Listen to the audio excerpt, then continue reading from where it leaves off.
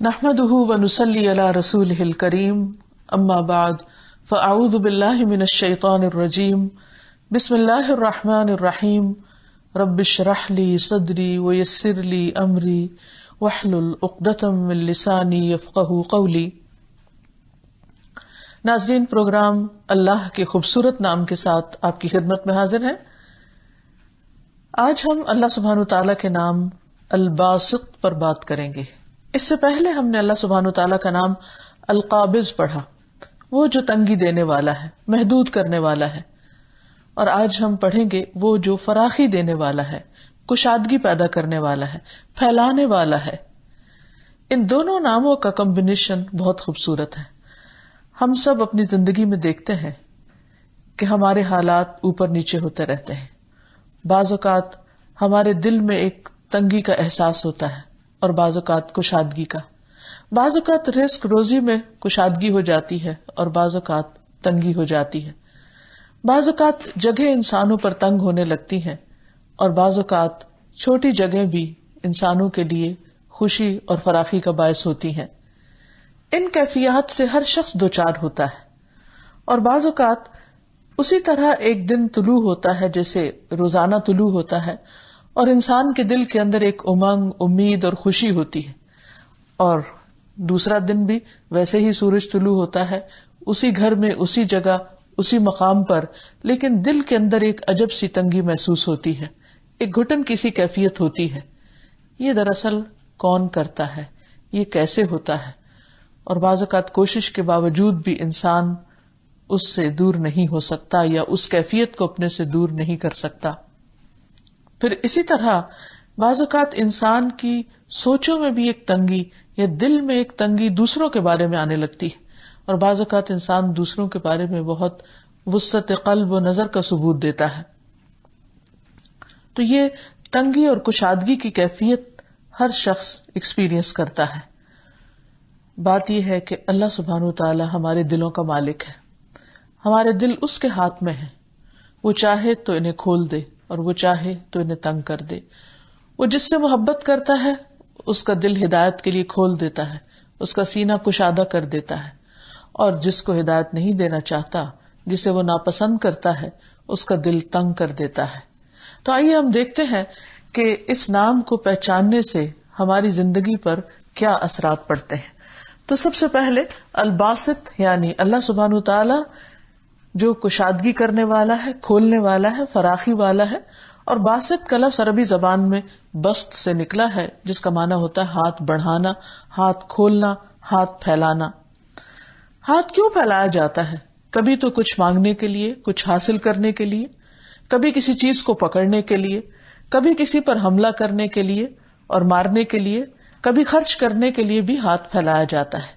اسی طرح کسی کو ویلکم کرنے کے لیے بھی ہاتھوں کو پھیلایا جاتا ہے۔ یعنی ہاتھ کا پھیلانا ایک طرح سے کشادگی کی علامت ہوتا ہے۔ اللہ سبحانہ وتعالیٰ اپنا ہاتھ کس طرح پھیلاتے ہیں اس کی کیفیت ہمیں نہیں معلوم، کیونکہ ہمیں نہیں بتایا گیا۔ بہرحال اس نام کا استعمال اللہ سبحانہ وتعالیٰ کے لیے ایک نون حقیقت ہے، ایک معلوم حقیقت ہے کہ اللہ جس کے لیے چاہتا ہے اپنے فضل اور رزق کے خزانے کھول دیتا ہے، اس کی روزی کشادہ کر دیتا ہے۔ بندوں کے دل بھی اس کی حکمت اور رحمت کے ساتھ کھلتے ہیں، یعنی اللہ تعالیٰ کی رحمت اور حکمت سے انہیں شرح صدر حاصل ہوتا ہے، اور پھر جس کے لیے اللہ تعالیٰ چاہے اس کے لیے تنگی پیدا کر دیتا ہے۔ قرآن مجید میں اللہ تعالیٰ فرماتے ہیں لَهُ مَقَالِيدُ السَّمَاوَاتِ وَالْأَرْضِ يَبْسُطُ الرِّزْقَ لِمَن يَشَاءُ وَيَقْدِرُ إِنَّهُ بِكُلِّ شَيْءٍ عَلِيمٌ۔ سورۃ الشورى کی اس آیت کا مطلب یہ ہے کہ آسمانوں اور زمین کی کنجیاں اسی کے پاس ہیں، وہ جس کے لیے چاہتا ہے رزق کشادہ کر دیتا ہے، جس کے لیے چاہتا ہے کم کر دیتا ہے، بلا شبہ وہ سب کچھ جاننے والا ہے۔ گویا انسانوں کے رزق کا مالک بھی اللہ تعالیٰ ہے، جیسے انسانوں کے دلوں کا مالک اللہ ہے۔ حقیقت یہ ہے کہ اللہ مالک کل شیء، اللہ ہی ہر چیز کا مالک ہے، ہر چیز اس کی ملکیت میں ہے، اس کے کنٹرول میں ہے۔ جہاں جس کو وہ جتنا چاہے اختیار دے سکتا ہے، اس کے لیے وسعت پیدا کر سکتا ہے۔ اس لیے اگر انسان کی زندگی میں رزق فراواں ہے تو اسے اللہ سبحانہ تعالیٰ ہی کی طرف سے سمجھے، نہ کہ اپنی کوششوں کا نتیجہ۔ اور اگر انسان کی زندگی میں رزق تنگ ہے یا تنگی آنا شروع ہو جائے تو اس پر بھی ضرور انسان توجہ دے۔ وہ کون سی ایسی بات ہے کہ جس کی وجہ سے ایسا ہو رہا ہے، کیونکہ بعض اسباب بھی رزق کی تنگی کا باعث بنتے ہیں۔ اسی طرح ہم دیکھتے ہیں کہ رسول اللہ صلی اللہ علیہ وسلم نے فرمایا، اللہ تعالیٰ نے مجھ سے فرمایا کہ خرچ کرو، تم پر خرچ کیا جائے گا۔ اور رسول اللہ صلی اللہ علیہ وسلم نے فرمایا، اللہ کا دایاں ہاتھ بھرا ہوا ہے اور رات دن کی فیاضی سے اس میں کمی واقع نہیں ہوتی۔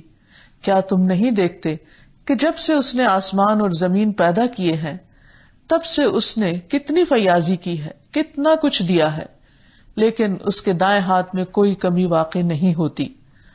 تو گویا اللہ رب العزت چونکہ زمین و آسمان کے سارے خزانوں کا مالک ہے، وہ اپنی مرضی، حکمت اور مصلحت کے تحت جسے چاہتا ہے عطا کرتا ہے اور جس سے چاہتا ہے اس کو روک لیتا ہے۔ لیکن وہ ہم سے کیا چاہتا ہے کہ اگر ہم یہ چاہتے ہیں کہ ہمارے لیے رزق کے خزانے کھل جائیں، وسیع ہو جائیں، تو ہم بھی دوسروں کے لیے اپنے خزانوں کو کھول دیں، اپنے دلوں کو کھول دیں۔ ایک اور بات جو اسلام کو سمجھ کر ہمارے علم میں آتی ہے وہ یہ کہ اللہ تعالیٰ جس کو جتنا چاہتا ہے اتنا عطا کرتا ہے، یعنی اس کی کمیت اور اس کی کیفیت جو ہے، اس کی کوالٹی اور کوانٹٹی کا کنٹرول بھی اللہ سبحانہ تعالیٰ کے ہاتھ میں ہے۔ قرآن مجید میں اللہ تعالیٰ فرماتے ہیں، اللہ یبسط الرزق لمن یشاء ویقدر وفرحوا بالحیاۃ الدنیا وما الحیاۃ الدنیا فی الآخرۃ الا متاع۔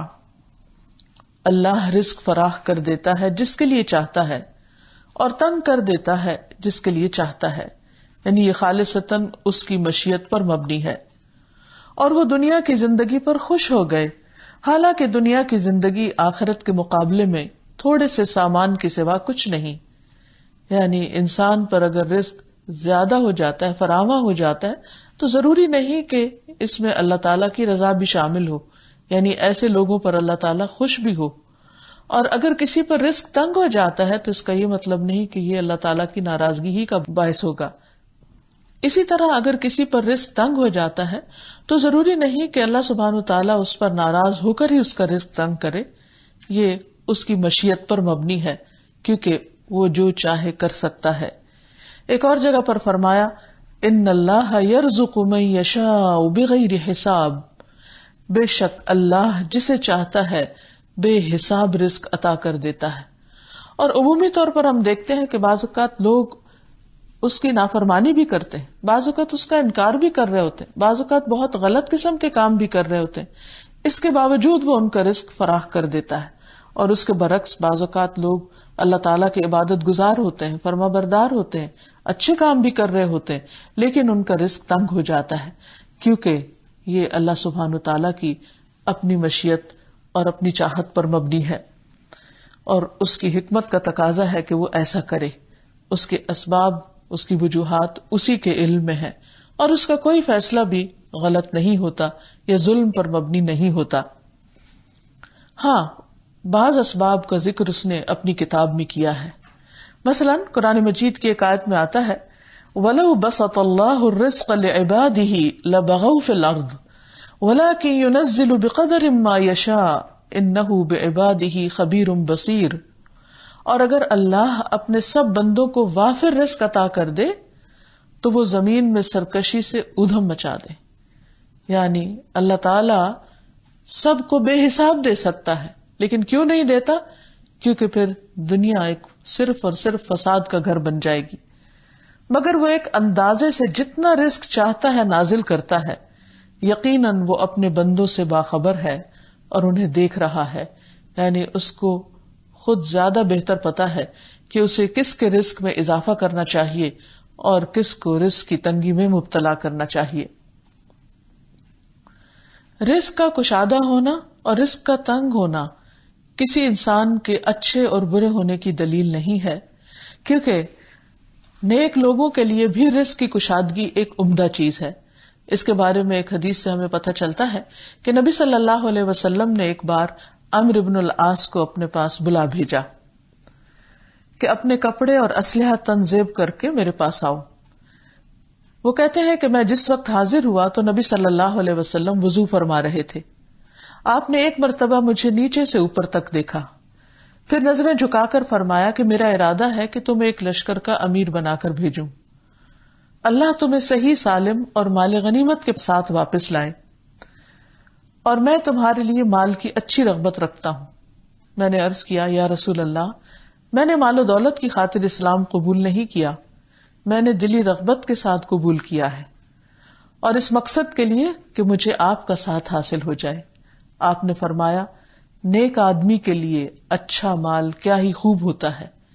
یعنی مال بذات خود کوئی بری چیز نہیں، اگر وہ مال کسی اچھے انسان کے ہاتھ میں ہوگا تو یقیناً وہ خیر اور بھلائی کے کاموں پر خرچ ہو رہا ہوگا. لیکن بعض لوگوں کے لیے یہ مال آزمائش بن جاتا ہے، جیسا کہ منافقین کے لیے.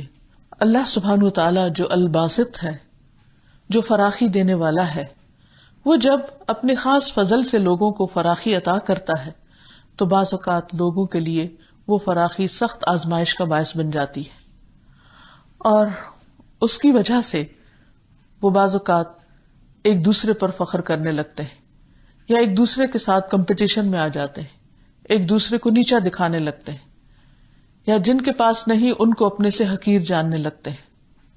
تو یہ سب انسان کے لیے ایک آزمائش ہے. اس پر انسان کو اترانا نہیں چاہیے، فخر نہیں کرنا چاہیے، اور مال کو حق کے ساتھ حاصل کر کے حق کی جگہ پر اور حق کی راہ پر ہی لگانا چاہیے، اور ایسی چیزوں سے پرہیز کرنا چاہیے جو اللہ تعالیٰ کو ناراض کرنے والی ہوں، کیونکہ بعض لوگوں کے لیے رزق کی کشادگی شر کا باعث بن جاتی ہے اور برے انجام کا باعث بنتی ہے، جیسے کہ قارون کا قصہ سب کو معلوم ہے. پھر اسی طرح الباسط کے ایک معنی ہے ہاتھ پھیلانے والا، یعنی بندوں کی طرف ہاتھ پھیلانے والا تاکہ وہ اس کی طرف لوٹے توبہ کے ساتھ، اپنی بخشش مانگتے ہوئے. اللہ سبحانہ و تعالی لوگوں کی توبہ قبول کرنے کے لیے بھی ہاتھ پھیلاتا ہے کہ جنہوں نے گناہ کیے ہیں ان کو مہلت دیتا ہے، ان کو امید دلاتا ہے کہ میں تمہارے گناہ معاف کر دوں گا، تم میری طرف واپس پلٹ آؤ. اس سلسلے میں ابو موسیٰ اشعری رضی اللہ تعالیٰ عنہ کی ایک حدیث ہے. وہ روایت کرتے ہیں کہ اللہ رب العزت رات کے وقت اپنا ہاتھ پھیلاتا ہے تاکہ دن کے گناہگار کی توبہ قبول کر لے، اور دن کو اپنا ہاتھ پھیلاتا ہے تاکہ رات کے گناہگار کی توبہ قبول کر لے، یہاں تک کہ سورج مغرب سے طلوع ہو جائے. یعنی اللہ سبحانہ تعالی بندوں کی طرف اس لیے متوجہ ہوتے ہیں تاکہ بندے اس کی طرف لوٹ آئیں، اپنے گناہوں کی معافی مانگ لیں، اپنے اوپر گناہوں کے جو بوجھ لاد کر اپنے آپ کو پریشان کیے ہوئے ہیں ان سے آزاد ہو جائیں. پھر اسی طرح اللہ سبحانہ تعالی سوالیوں کو عطا کرنے کے لیے بھی ہاتھ پھیلاتا ہے. ابن مسعود رضی اللہ عنہ سے روایت ہے کہ رسول اللہ صلی اللہ علیہ وسلم نے فرمایا، جب رات کا آخری تہائی حصہ باقی رہ جاتا ہے تو اللہ عز و جل آسمان دنیا پر نزول فرماتے ہیں، پھر آسمانوں کے دروازے کھول دیے جاتے ہیں، پھر اللہ عز و جل اپنے ہاتھوں کو پھیلا کر فرماتے ہیں، ہے کوئی مانگنے والا کہ اس کی درخواست پوری کر دی جائے، ہے کوئی استغفار کرنے والا کہ اس کو بخش دیا جائے. اور یہ سلسلہ طلوع فجر تک چلتا رہتا ہے، یعنی جب تک فجر کی اذان نہیں ہوتی اس وقت تک اللہ سبحانہ و تعالیٰ اپنے بندوں کو پکارتے رہتے ہیں کہ اے بندو اٹھو اور معافی مانگ لو، اے بندو اٹھو اور اپنی ضروریات مجھ سے مانگ لو، میں تمہاری ضروریات پوری کر دوں گا، میں تمہاری دعائیں قبول کر لوں گا. یہ اللہ سبحانہ و تعالیٰ کی خاص عنایت ہے، شفقت ہے، مہربانی ہے اور محبت ہے اپنے بندوں کے ساتھ، ورنہ اسے ہماری ضرورت نہیں. ہم عام طور پر یہ سمجھتے ہیں کہ اگر رات کے پچھلے پہر میں اٹھ کر تہجد پڑھیں گے یا دعائیں مانگیں گے تو شاید اس سے اللہ تعالیٰ کو کچھ فائدہ ہو. ہرگز بھی نہیں. یہ جو کچھ بھی انسان کرتا ہے وہ اپنے ہی فائدے کے لیے کرتا ہے. اب جب انسان کو اللہ سبحانہ تعالیٰ کی یہ صفت سمجھ میں آنے لگتی ہے تو اس کے بعد انسان پر کچھ ذمہ داریاں عائد ہوتی ہیں کہ وہ اپنے رویے اور طرز عمل کو اس کے مطابق بدلے. حقیقت یہ ہے کہ اللہ تعالیٰ کی معرفت انسان کی زندگی میں، انسان کے دل میں، اس کی سوچ میں، اس کے خیالات میں، اس کی گفتگو میں، اس کے اٹھنے بیٹھنے میں ایک بڑی تبدیلی پیدا کر دیتی ہے.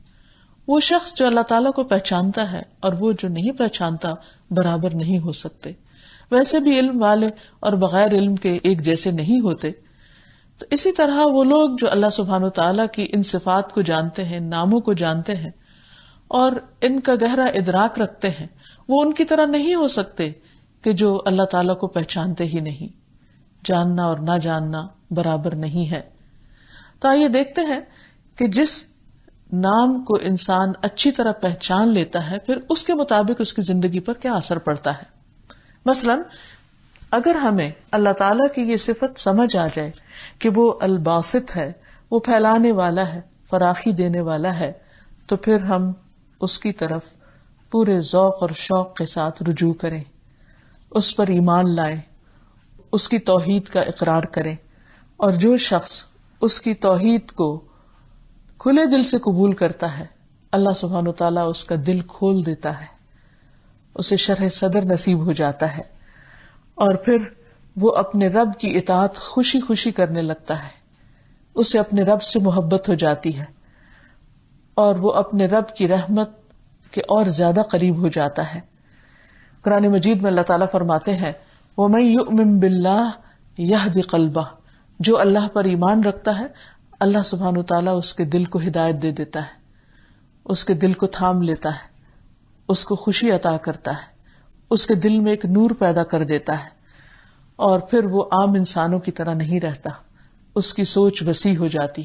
وہ صرف دنیا کے بارے میں نہیں سوچتا، وہ دنیا کے پیدا کرنے والے کے بارے میں سوچنے لگتا ہے.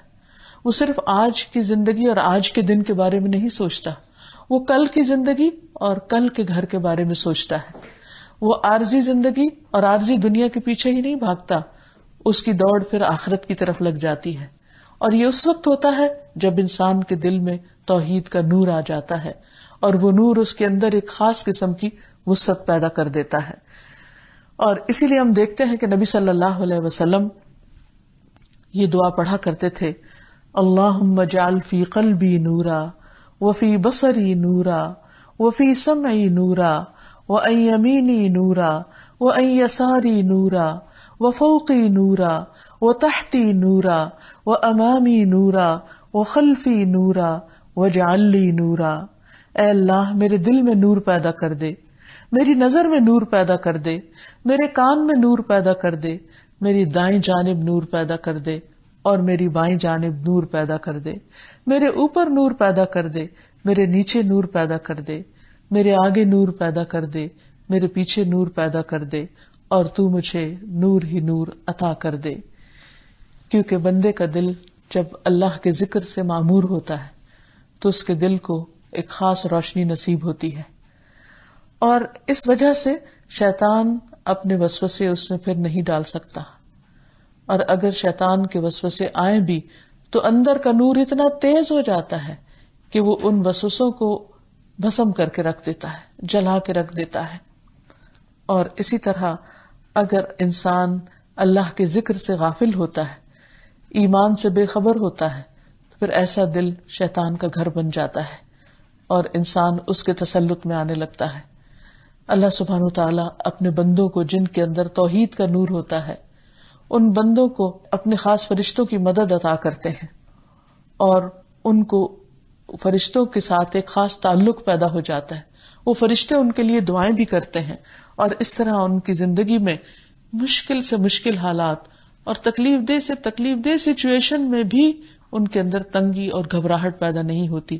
جیسے کہ قرآن مجید میں ایک اور جگہ پر آتا ہے کہ ان الذین قالوا ربنا اللہ ثم استقاموا تتنزل علیہم الملائکۃ الا تخافوا ولا تحزنوا وابشروا بالجنۃ التي کنتم توعدون نحن اولیاؤکم فی الحیاۃ الدنیا وفی الآخرہ وَلَكُمْ فِيهَا مَا تَشْتَهِي أَنفُسُكُمْ وَلَكُمْ فِيهَا مَا تَدَّعُونَ نُزُلًا مِّن غَفُورٍ رَّحِيمٍ. إِنَّ الَّذِينَ قَالُوا رَبُّنَا اللَّهُ، بے شک وہ لوگ جنہوں نے کہا کہ ہمارا رب اللہ ہے، ثم استقاموا، پھر انہوں نے اس پر استقامت اختیار کی، وہ اس پر جم گئے، تو ایسے لوگوں کا انجام کیا ہوگا؟ تتنزل علیہم الملائکہ، ان پر فرشتے نازل ہوتے ہیں، ان پر فرشتے اترتے ہیں، اور وہ آ کر ان کو تسلی دیتے ہیں کہ اللہ تخافوا ولا تحزنوا، کہ تم نہ خوف کھاؤ نہ غم کھاؤ، نحن اولیاؤکم فی الحیات الدنیا، ہم دنیا کی زندگی میں تمہارے دوست ہیں، وفی الآخرہ، اور آخرت میں بھی، وَلَكُمْ فِيهَا مَا تَشْتَهِي أَنفُسُكُمْ، اور وہاں تمہارے لیے وہ سب کچھ ہوگا جس کی تم خواہش کرو گے، وَلَكُمْ فِيهَا مَا تَدَّعُونَ، اور جو تم طلب کرو گے، جو مانگو گے، وہ تمہیں دیا جائے گا، اور یہ رب رحیم کی طرف سے ایک مہمانی ہوگی۔ تو گویا جو شخص اللہ سبحانہ وتعالیٰ پر سچے دل سے ایمان لے آتا ہے، اللہ تعالیٰ اس کے دل میں نور پیدا کر دیتا ہے، اور فرشتوں کے ساتھ اس کا تعلق پیدا ہو جاتا ہے، اور پھر انسان تنگی میں بھی وسعت محسوس کرتا ہے، گھبراہٹ میں بھی امن میں ہوتا ہے، اور اس دنیا میں بھی اور اگلی دنیا میں بھی۔ ایسے ہی لوگوں کے لیے قبریں بھی وسیع ہو جائیں گی، جنت کے باغوں میں سے باغ بن جائیں گی۔ ایسے لوگوں کے لیے حشر کے دن بھی گھبراہٹ نہ ہوگی، اور وہ عرش الہی کے سائے تلے ہوں گے۔ ایسے لوگ امن کے ساتھ جنت میں داخل ہو جائیں گے۔ اس امن اور اس وسعت کو انجوائے کرنے کے لیے ضروری ہے کہ ہم اللہ سبحانہ تعالیٰ کی اس صفت کو سمجھیں اور اس کے مطابق اپنے اندر بھی وسعت لائیں۔ اور جب انسان اپنے اندر وسعت لاتا ہے تو پھر وہ بندوں کا بھی خیر خواہ بن جاتا ہے، وہ بندوں سے لینے والا نہیں، بندوں کو دینے والا بن جاتا ہے۔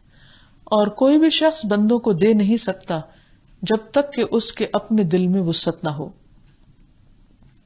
دل کی وسعت ہی ہاتھ میں وسعت پیدا کرتی ہے، دل کی وسعت ہی انسان کے لیے دوسروں کے بارے میں ان کی خطائیں معاف کرنے کا ذریعہ بنتی ہے، اور ان کے لیے انسان کا دل بڑا ہو جاتا ہے۔ اور اسی طرح وہ لوگ جن کے دل بڑے ہوتے ہیں پھر ان کے کام بھی بڑے ہوتے ہیں۔ چھوٹے دلوں والے چھوٹے کام کرتے ہیں، اور بڑے دلوں والے بڑے بڑے کام کرتے ہیں، کیونکہ ان کی سوچیں بھی وسیع ہو جاتی ہیں۔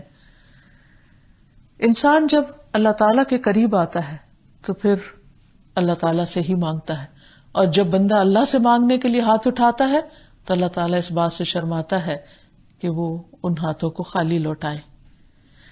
پھر ایسا بندہ لوگوں کے آگے ہاتھ نہیں پھیلاتا، وہ لوگوں سے سوال نہیں کرتا، وہ اپنی معمولی سے معمولی حاجت بھی اللہ تعالیٰ سے مانگتا ہے۔ ابن عباس رضی اللہ عنہ سے مروی ہے کہ نبی صلی اللہ علیہ وسلم نے فرمایا، لوگوں سے بے نیاز ہو جاؤ اگرچہ مسواک کی لکڑی ہی کیوں نہ ہو، یعنی اس کے لیے بھی کسی سے لالچ نہ رکھو، اس کے لیے بھی کسی کے آگے ہاتھ نہ پھیلاؤ۔ ہاں، خیر کے کاموں کے لیے ہاتھ پھیلائے جا سکتے ہیں۔ اسود بن اسرم کہتے تھے کہ میں نے عرض کیا، یا رسول اللہ صلی اللہ علیہ وسلم، مجھے وصیت فرمائیے۔ آپ نے فرمایا، اپنے ہاتھ کو قابو میں رکھو کہ اس سے کسی کو تکلیف نہ پہنچے۔ میں نے عرض کیا، اگر میرا ہاتھ قابو میں نہ رہے تو پھر اور کیا چیز قابو میں رہ سکتی ہے؟ یعنی میرے ہاتھ تو قابو میں ہیں یا رہ سکتے ہیں؟ آپ نے فرمایا، اپنی زبان کو قابو میں رکھو۔ میں نے عرض کیا، اگر میری زبان ہی میرے قابو میں نہ رہے تو پھر اور کیا چیز میرے قابو میں رہ سکتی؟ یعنی وہ میری زبان ہے اور اس کو میرے قابو میں رہنا چاہیے۔ تو آپ نے فرمایا، پھر تم اپنے ہاتھ کو بھلے کام کے لیے ہی بڑھاؤ اور اپنی زبان سے بھلی بات ہی کہو۔ یعنی اگر تمہارا ہاتھ تمہارے قابو میں ہے اور زبان تمہارے قابو میں ہے تو پھر ان کو اچھے کاموں میں لگاؤ۔ اور جب انسان اچھے کاموں میں لگاتا ہے تو ایک کام کے بعد ایک نیک کام کا اس کو شوق بھی پیدا ہوتا ہے اور اس کو مواقع بھی ملتے چلے جاتے ہیں۔ پھر اسی طرح اگر انسان یہ چاہتا ہے کہ اللہ سبحانہ وتعالیٰ اس پر رزق فراخ کر دے تو اس کے لیے انسان کو چاہیے کہ وہ بھی اللہ تعالیٰ کا فرما بردار بن جائے، کیونکہ انسان کے لیے اللہ کی اطاعت سے رزق میں برکت آتی ہے۔ برکت کا مطلب ضروری طور پر یہ نہیں ہوتا کہ مال کی تعداد میں زیادتی ہو جاتی ہے، یعنی کاؤنٹنگ بڑھ جاتی ہے، بلکہ تھوڑا رزق بھی اس کے لیے بہت زیادہ محسوس ہوتا ہے۔ اور یہ بھی ایک عام تجربے اور مشاہدے کی بات ہے کہ بعض اوقات انسانوں کے پاس بے شمار ہوتا ہے، ان گنت ہوتا ہے، لیکن اس کے باوجود وہ خوف کا شکار ہوتے ہیں، دل کی تنگی کا شکار ہوتے ہیں۔ اور بعض لوگوں کے پاس بس ضرورت کا ہوتا ہے، لیکن اس کے باوجود وہ فکر مند نہیں ہوتے، غمگین نہیں ہوتے، وہ اس میں بھی خوش رہتے ہیں، اور اس تھوڑے میں بھی ان کے لیے بہت برکت ہو جاتی ہے. پھر اسی طرح عبداللہ بن مسعود رضی اللہ عنہ سے روایت ہے، وہ کہتے ہیں کہ رسول اللہ صلی اللہ علیہ وسلم نے فرمایا، جو چیز تمہیں جنت کے قریب کر سکتی ہے میں نے تمہیں اس کا حکم دے دیا ہے، اور جو چیز تمہیں جہنم کے قریب کر سکتی تھی میں نے تمہیں اس سے منع کر دیا ہے. روح القدس یعنی جبریل نے میرے دل میں یہ بات ڈالی ہے کہ کوئی جان اپنے رزق کی تکمیل کے بغیر نہیں مرتی، یعنی ہر شخص اپنا رزق پورا کر کے ہی مرتا ہے. پس تم اللہ تعالیٰ سے ڈرو اور رزق کی تلاش میں میانہ روی اختیار کرو. کہیں ایسا نہ ہو کہ رزق کا مؤخر ہونا تمہیں اس بات پر اکسا دے کہ تم اللہ تعالیٰ کی نافرمانیاں کر کے اس کی تلاش میں پڑ جاؤ. یاد رکھو جو کچھ اللہ تعالیٰ کے پاس ہے وہ اس کی اطاعت کر کے ہی حاصل کیا جا سکتا ہے. یعنی اگر تم چاہتے ہو کہ تم پر رب کی نوازشیں ہو تو تم بھی اس کی طرف رجوع کرو، جیسا کہ قرآن مجید میں آتا ہے کہ اذا سألک عبادی انی فانی قریب، جب میرے بندے آپ سے میرے بارے میں پوچھے تو آپ بتا دیجئے کہ بے شک میں قریب ہی ہوں. اجیب دعوت الداعی اذا دعانی، میں پکارنے والے کی پکار کا جواب دیتا ہوں جب بھی وہ مجھے پکارتا ہے. فلیستجیبوا لی، چاہیے کہ وہ بھی میری بات مانے. یعنی اگر انسان یہ چاہتا ہے کہ اس کی دعا قبول ہو تو اسے چاہیے کہ وہ اللہ تعالیٰ کا فرما بردار بنے، کیونکہ الیہ یصعد الکلم الطیب، اللہ تعالیٰ کی طرف پاکیزہ کلمات اٹھتے ہیں، یعنی اوپر جاتے ہیں. والعمل الصالح یرفعہ، اور نیک اعمال ان کو اوپر اٹھاتے ہیں، یعنی وہ کیریئر بن جاتے ہیں. اسی طرح رزق میں وسعت اور برکت کے لیے بھی نیک اعمال انسان کو فائدہ دیتے ہیں. ایک اور چیز اس سلسلے میں یہ بھی یاد رہے کہ انسان حلال ذرائع ہی اختیار کرے. رسول اللہ صلی اللہ علیہ وسلم نے فرمایا، رزق حاصل ہونے میں تاخیر کی وجہ سے مایوس نہ ہو، کیونکہ مرتے دم تک بندے کے نصیب کا جو رزق ہے وہ اس تک پہنچ کر رہے گا. اس لیے میانہ روی کے ساتھ رزق کی تلاش میں رہو اور حلال روزی اختیار کرو اور حرام چھوڑ دو. پھر اسی طرح آپ صلی اللہ علیہ وسلم نے یوں بھی خبردار کیا کہ فراخی رزق کے لیے لوگ حرام طریقے اختیار کرنا شروع کر دیں گے.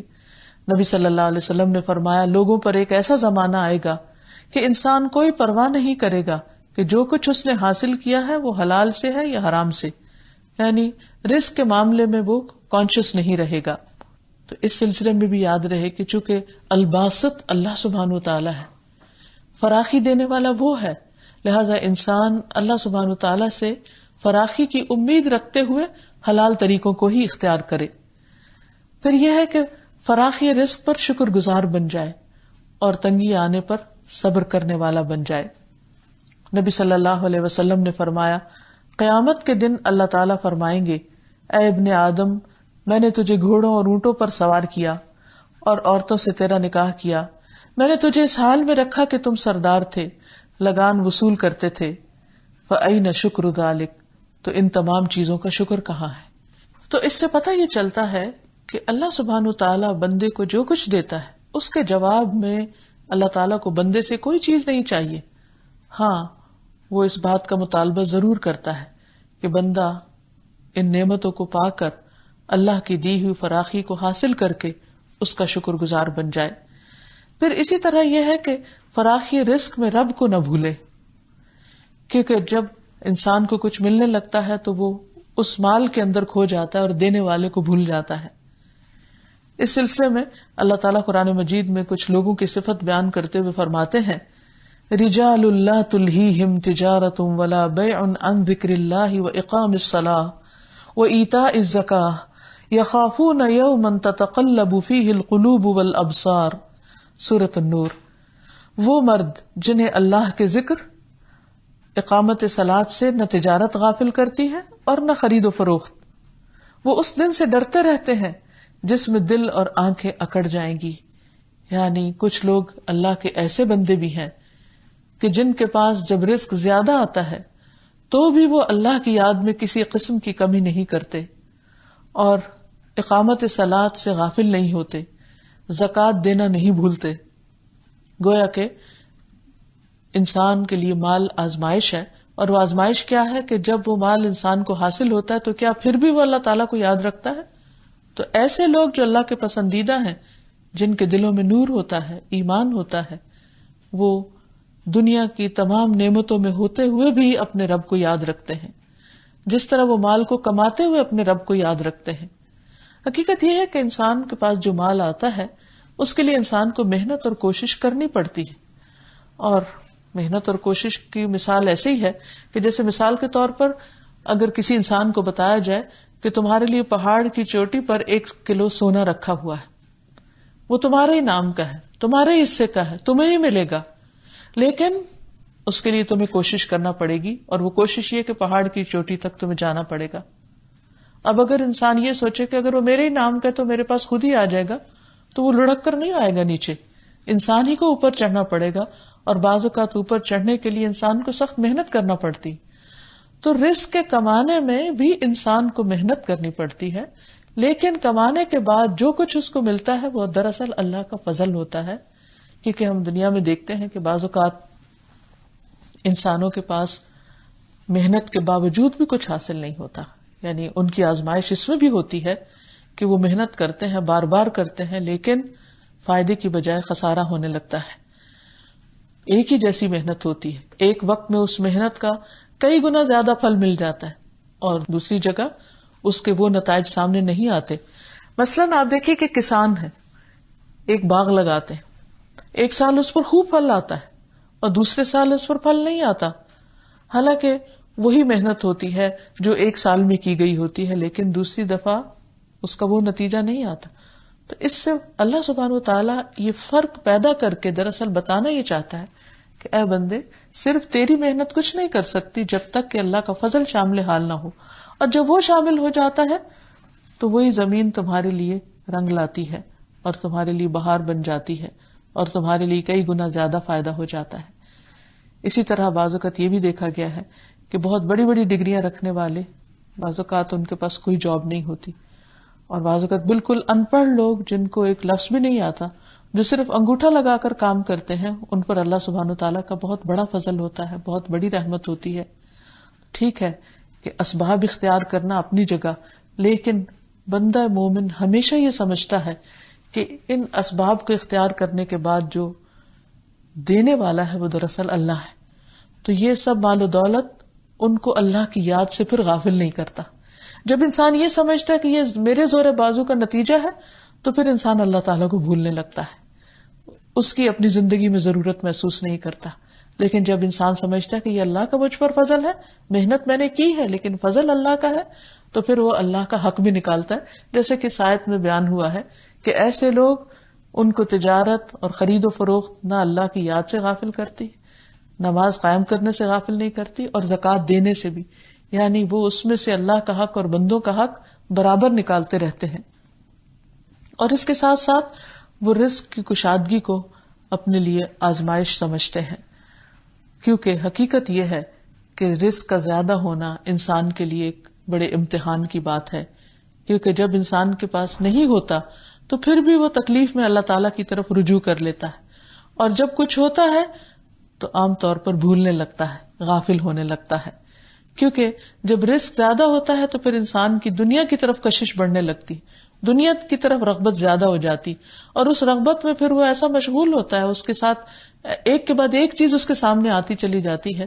کہ جس کی وجہ سے وہ اپنے آپ کو روک نہیں سکتا، ریزسٹ نہیں کر سکتا، اور یوں بعض اوقات ایک قدم کی پھسلن اس کو بہت دور لے جاتی ہے اللہ سبحانہ وتعالیٰ سے۔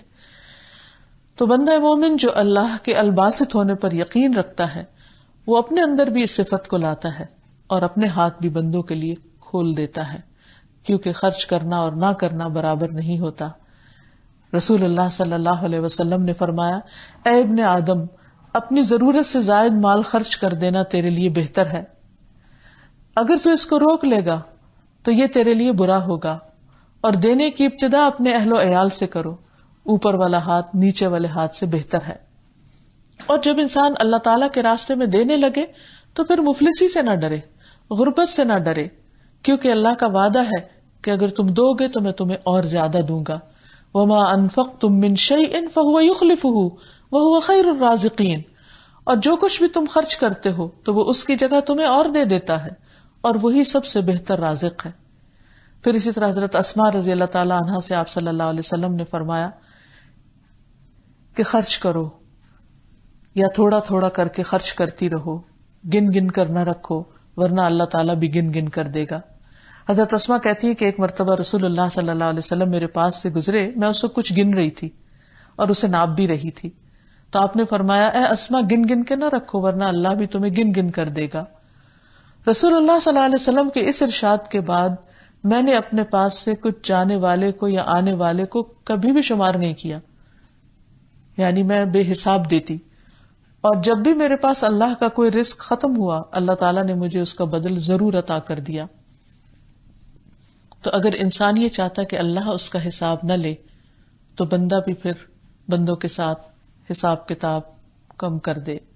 پھر اسی طرح جتنا مال زیادہ ہو اتنا ہی زیادہ خرچ کرنا اچھا ہے.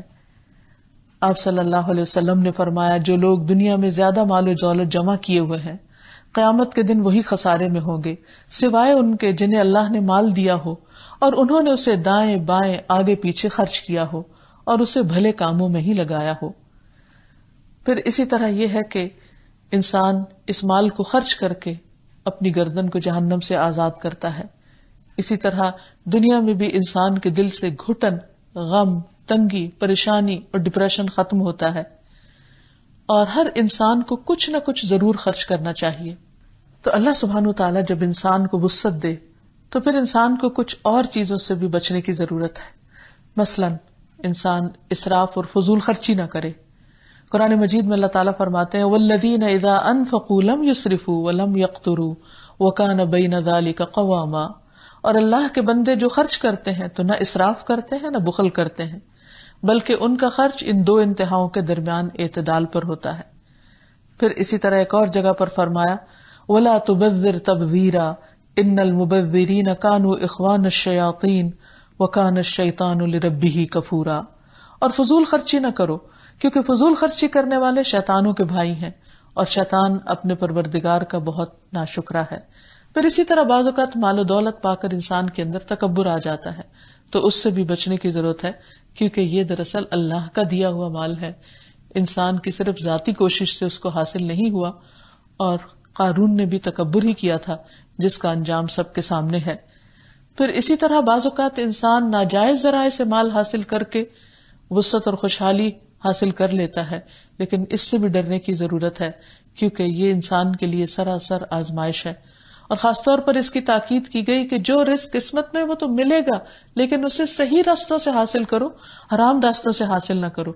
کیونکہ حدیث میں آتا ہے کہ ایک بندہ اس وقت تک دنیا سے نہیں جا سکتا جب تک کہ وہ اپنے حصے کا رزق پا نہ لے، اسے کھا نہ لے، اسے حاصل نہ کر لے.